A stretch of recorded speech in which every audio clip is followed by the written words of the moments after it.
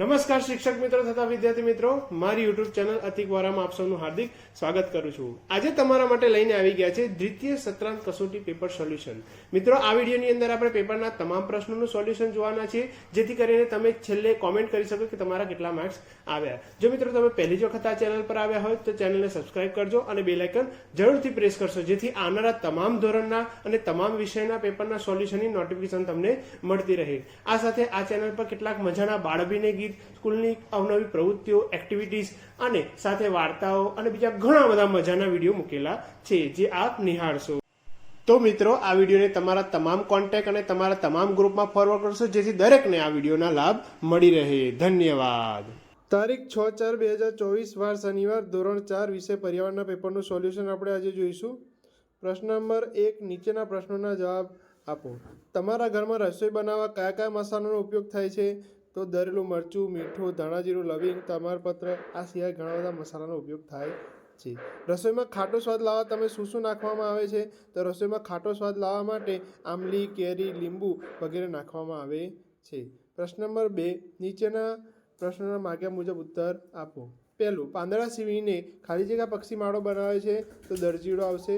બીજું, તમે કયા કયા પક્ષીઓને માળામાં જોયા છે? તો ચકલી, સુગરી, કાગડો, કબૂતર, સમડી। આ સિવાય બાળકો પોતાના મૌલિક વિચારો સાથે તે જોયેલા પક્ષીઓના નામ લખી શકે છે। પ્રશ્ન નંબર 3, નીચેના પ્રશ્નોના માગ્યા મુજબ જવાબ લખો। નીચેના વાક્યોને ખરા છે કે ખોટા તે જણાવો। પહેલું, કોયલ પોતાનો માળો બનાવતી નથી, તો સાચું। બીજું, તેજલ માતાના ઇલાજ માટે અમદાવાદ આવી હતી, તો સાચું। ત્રીજું, સારવાર માટે પોલીસ સ્ટેશનમાં જવું જોઈએ, તો ખોટું। સારવાર માટે પોલીસ સ્ટેશન નહીં, દવાખાને જવું જોઈએ। પ્રશ્ન નંબર 4, તમે પાણીનો બગાડ થતો અટકાવવા શું કરી શકશો? તો નહાવા માટે જરૂર પૂરતું જ પાણી વાપરવું જોઈએ, ગમે ત્યાં પાણીને ઢોળીશું નહીં, નળ ખુલ્લો મૂકીશું નહીં અને પાણીનો કરકસરપૂર્વક ઉપયોગ કરીશું। આ સિવાય બાળકો પોતાના મૌલિક વિચારો લખી શકે છે। પ્રશ્ન નંબર 4, નીચેના પ્રશ્નના માગ્યા મુજબ જવાબ આપો। તમે ખેતરમાં કયા કયા કામમાં મદદ કરો છો? તો ઘાસ કાઢવા માટે, નીંદણ દૂર કરવા માટે, પાણી પીવડાવવા માટે, બીજ રોપવા, ખાતર નાખવા, આવા બધા કામમાં ઉપયોગ કરીએ છીએ। પ્રશ્ન નંબર 2, પાટણમાં રાણીની વાવ આવેલી છે। ત્રીજું, કયા શહેરના પટોળા વખણાય છે? તો પાટણ શહેરના પટોળા વખણાય છે। અને મિત્રો, તેનો બનતા કેટલો સમય લાગે છે? કોમેન્ટ કરશો। પ્રશ્ન નંબર 5, નીચે આપેલા પ્રશ્નોના માગ્યા મુજબ જવાબ આપો। નીચે આપેલા વિધાનો ખોટો છે તે શબ્દ ચેકી નાખવાનો છે અને વાક્ય બનાવવાનું છે। પહેલું, પાક તૈયાર થયા બાદ તેની લણણી કે વાવણી? તો તેની લણણી કરવામાં આવશે, એટલે વાવણી શબ્દ આપણે ચેકી નાખીશું।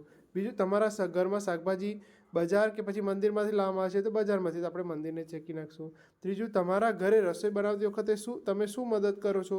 તો શાકભાજી સમારવામાં, પાણી ભરવામાં, મસાલા તૈયાર કરવામાં, આ રીતે આપણે રસોઈ કરવામાં મદદ કરીએ છીએ। પ્રશ્ન નંબર 6, વર્ગીકરણ કરો। તો મસાલાની અંદર શું શું આવશે? મરચું અને લવિંગ આવશે, અને શાકભાજીમાં ભીંડા અને વટાણા આવશે। પ્રશ્ન નંબર 7, નીચે આપેલા પ્રશ્નોના જવાબ આપો। શાકભાજી બજારને મંડી કહેવાય। મંડી એટલે આપણે મોલને ચેકીને મંડી અહીંયા ખાલી જગ્યામાં લખશું। પ્રશ્ન નંબર 2, તમારા ઘરે માતા પિતાને કયા કયા કામમાં મદદ કરો છો? તો પાણી ભરવા માટે, કચરા પોતું કરવા માટે, ખેતી કામમાં, સફાઈ કરવા માટે, ઘરે બીજું કોઈ પણ કામ હોય એ કરવા માટે બાળકો આમાં પોતાને મદદ કરતા હોય કામ લખી શકે છે।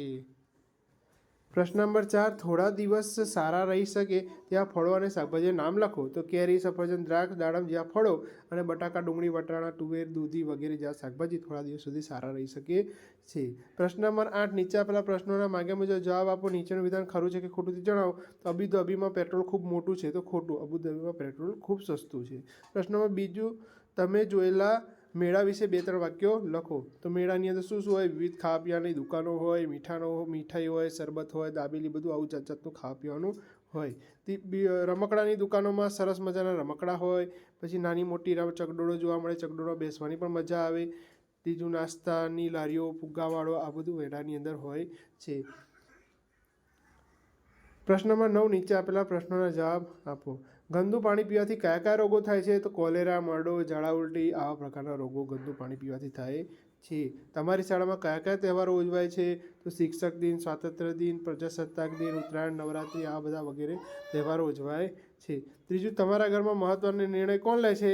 તો દાદા, પપ્પા, આવા ઘરના જે મુખ્ય વ્યક્તિ હોય છે તે ઘરના મહત્ત્વના નિર્ણય લે છે। તમારા ઘરે કઈ કઈ બાબતોમાં સ્વચ્છતા જાળવવામાં આવે છે?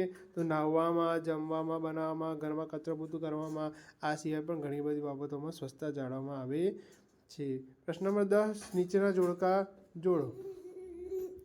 તાલુકાનું નામ છે ને જોવાલાયક સ્થળો છે. તો ધાનપુરમાં શું આવશે? રતન મહાલ. બીજું દાહોદની અંદર છાપ તલાવ. ત્રીજું ગરબાડાની અંદર પાડા ડુંગળી ડેમ અને સિંગવડની અંદર ભમરેચી માતાનું મંદિર આવશે. તો જો મિત્રો તમે પહેલી જ વખત આ ચેનલ પર આવ્યા હોય તો ચેનલને સબસ્ક્રાઈબ કરજો અને બેલ આઇકન જરૂરથી પ્રેસ